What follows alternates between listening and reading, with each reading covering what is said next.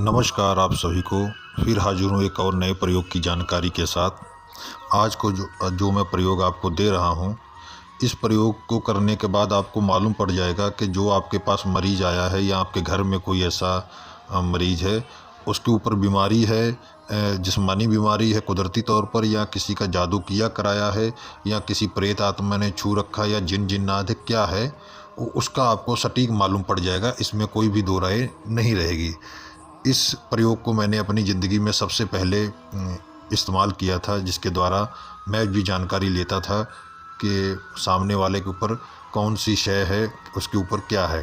तो ये प्रयोग बहुत ही कारगर है। मेरा खुद का आजमाया हुआ और मेरा खुद का प्रयोग किया हुआ बहुत कई बार, काफ़ी दिनों तक, मतलब 3-4 साल तक मैंने इसका प्रयोग किया है और बहुत अच्छा मुझे उसका रिज़ल्ट भी मिला और सही जानकारी आपको मिलेगी।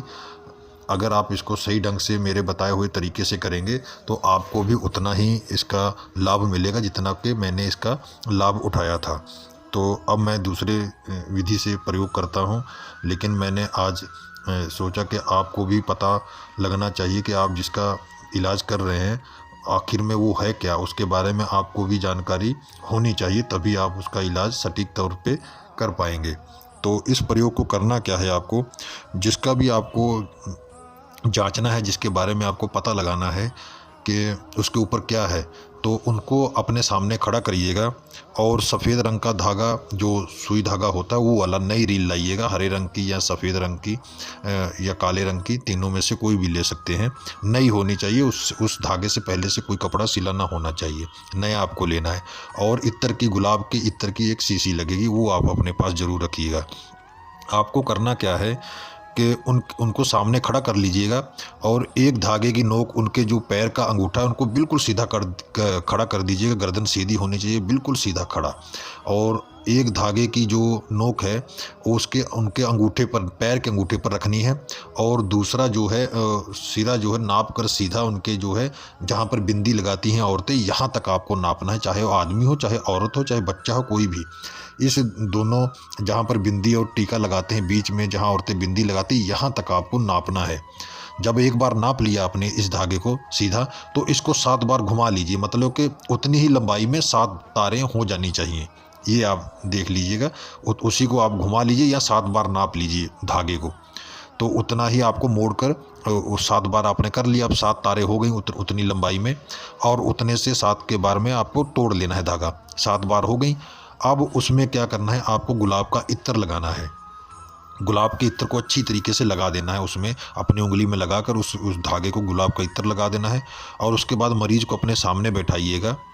बैठाने के बाद ये जो शब्द है इसको आपको पढ़ना है। इसको आपको सिद्ध करने की ज़रूरत नहीं है, स्वयं सिद्ध कुफरी मंत्र है, इसको आपको सिद्ध करने की ज़रूरत नहीं है।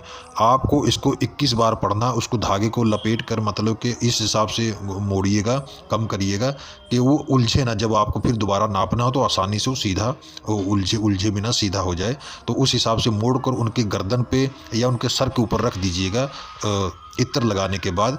और हो सके तो अगरबत्ती या धूप सामने जला लीजिएगा। अगर नहीं व्यवस्था है तो कोई बात नहीं, तब भी वैसा ही काम करेगा। तो आपको सर पे रख लेना। तो 21 बार इस मंत्र का जाप करना है और 21 बार फूंक मारना। जैसे एक बार पढ़ा, एक बार फूंक मारना उनके ऊपर, जिनके ऊपर के आप प्रयोग कर रहे हैं। तो उसके बाद जब 21 बार हो जाएगा तो उनको फिर दोबारा खड़ा करिएगा। दोबारा खड़ा करने के बाद जब आप खड़ा करेंगे तो फिर आपको जो है पैर पे, जहाँ पर पहले अंगूठे पे रखा था नीचे, और ऊपर जहाँ बिंदी औरतें लगाती वहाँ भी, उतनी जगह पे, चाहे वो आदमी हो चाहे औरत है, जहाँ पर आपने नापा था वहाँ पर आप नापिएगा। अगर उनके ऊपर कुछ दिक्कत होगी तो मैं आपको बताता हूँ इससे क्या क्या निशानियाँ होंगी। अगर आपका जो है एक उंगली कम होगा, मतलब कि एक उंगली जैसे लंबाई में नहीं चौड़ाई में, ऐसे एक उंगली रखेंगे तो 1 इंच कम हो गया होगा। एक उंगली मतलब एक उंगली कम हो गया होगा, तो समझ लीजिए उनके ऊपर किसी देव का जो है, किसी देवी देवता, जो भी, जैसे देवी देवता सभी अच्छे काम नहीं करते, बुरे काम भी करते, इनको विद्याओं द्वारा दुष्ट काम करने के लिए प्रेरित किया जाता है, वो करते हैं। तो ये इस तरह का आपका देव, जैसे देवी देवता जो पूजे होते हैं, उस तरह का उनके ऊपर असर है, उस चीज़ का असर है। अगर 2 उंगली कम हो जाता है तो उनके ऊपर जिन जिन्नात है और मतलब मुसलमानी चीज़ है उनके ऊपर, कोई भी तंत्र है वो कब्रिस्तान से हुआ है। ये 2 उंगली कम हो जाएगा।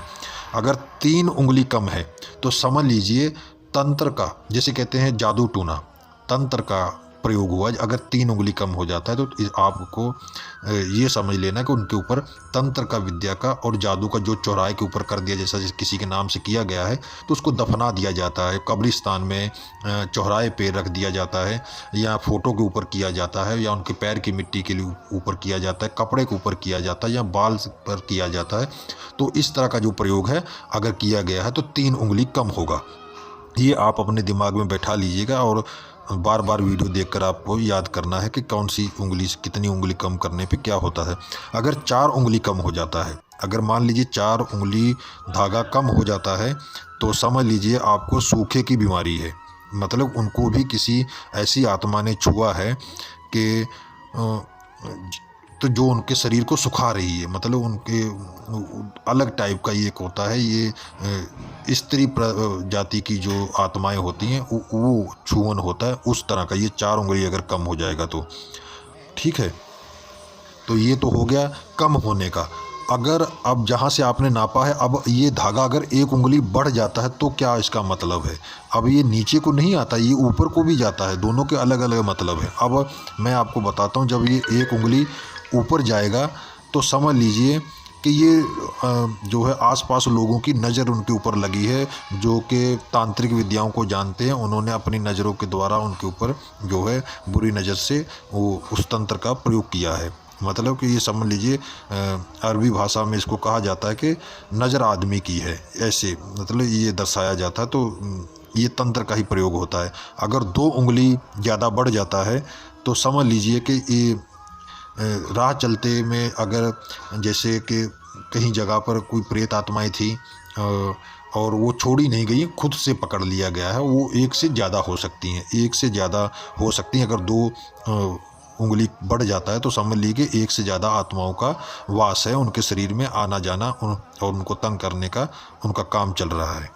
अगर 3 उंगली ज़्यादा बढ़ जाता है तो समझ लीजिए कि परी वगैरह जो होती हैं, या ये डाकनी शाकनी होती हैं, मतलब स्त्री जाति के जो भूत प्रेत होते हैं, तो आत्माएं होती हैं, चाहे दुष्ट हो चाहे कोई भी हो, वो स्त्री जाति से संबंधित रखती हैं। वो जो है वो 4 जब नहीं 3 उंगली पे जब आपका कम हो जाएगा तो ये स्त्री जाति के जो भूत प्रेत होते हैं, समझ लीजिए कि वो उनको छुअन है, पकड़ा हुआ है उन चीज़ों ने। तो और इससे ज़्यादा होता है तो समझ लीजिए कि बुखार है। अगर कम ज़्यादा जो नहीं होता है तो 4 से ज़्यादा हो जाए तो समझ लीजिए उनको बुखार है और कुछ भी नहीं है, छुअन से उनको बुखार हो गया है और वो आत्मा उनके शरीर में उस वक्त प्रवेश नहीं है, मतलब कि वहाँ पर मौजूद नहीं है। अगर 4 उंगली बढ़ जाता है तो अगर कम और ज़्यादा नहीं होता है तो समझ लीजिए उनको जिस्मानी बीमारी है, कोई भी भूत प्रेत उनको या जादू टूने का असर नहीं है। या तो फिर आप दोबारा चेक करेंगे, इसलिए कि कहीं ना कहीं ऐसा भी हो सकता है कि आपने जो शब्द का उच्चारण किया है वो सही ढंग से नहीं हुआ है, इसीलिए आपको रिजल्ट देखने को नहीं मिला है। ये दोनों पहलू आपको जांचने हैं कि आपने बिल्कुल सही किया है कि नहीं किया है। तो ये मैंने आपको बता दिया है कि इस धागे से आपको एकदम सटीक जो है जानकारी मिलेगी।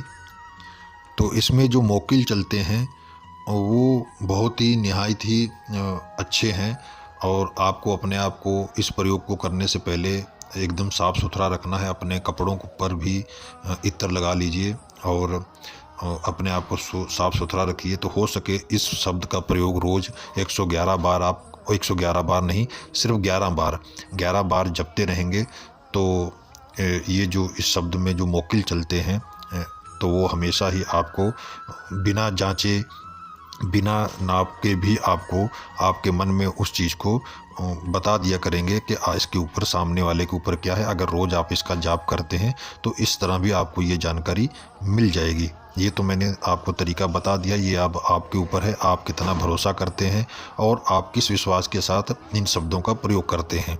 तो अगर आप इसका जाप 11 बार से ज़्यादा भी करते हैं, जितना ज़्यादा करेंगे वो आपके लिए ही अच्छा रहेगा, क्योंकि फिर आपको ये धागे से नापने वाली क्रिया बंद हो जाएगी। फिर आप जितना ही अपने आप को साफ़ सुथरा रखेंगे और इत्र वगैरह लगा के रखेंगे, तो ये जो मोकिल हैं, तो जैसे कर्ण पिचासनी आपके कान में सब कुछ बता देती है और आपके मन में सारे भाव आ जाते हैं, सेम वैसा ही सब कुछ जो है कर्ण पिचासनी की तरह ही आपके कान में या आपके मन में सारी चीज़ें वो आ जाएंगी। सामने वाले के ऊपर क्या है, कैसे है, सब कुछ अपने आप बोलते चले जाएंगे। आपको खुद से नहीं समझ में आएगा कि मुझे कैसे पता चल रहा है। अगर आपको इस चीज़ को आजमाना है तो मेरे बताए हुए जैसे मैंने तरीका बताया ऐसा करेंगे तो मुझे लगता है कि आपको 15 दिन भी नहीं बीतेंगे कि आपको सब कुछ पता लगना शुरू हो जाएगा। किसी चीज़ के बारे में भी आप पता लगाएंगे, आपको पता लग जाएगा। बस आप विश्वास के साथ इस प्रयोग को करके देखें, आपको स्वयं सब कुछ पता चलना शुरू हो जाएगा। मुझे ज़्यादा बताने की ज़रूरत नहीं पड़ेगी। आशा करता हूँ कि मेरे इस प्रयोग से आप सभी का कल्याण हो, और जो लोग नहीं जानते हैं कि कैसे चीज़ को नापा जाता है, किसी भूत प्रेत के बारे में जानकारी ली जाती है, तो मेरे इस प्रयोग से उनको एकदम सटीक जानकारी मिलेगी। तो आज्ञा दीजिए, फिर मिलूँगा एक और नए प्रयोग की जानकारी के साथ। तब तक के लिए नमस्कार।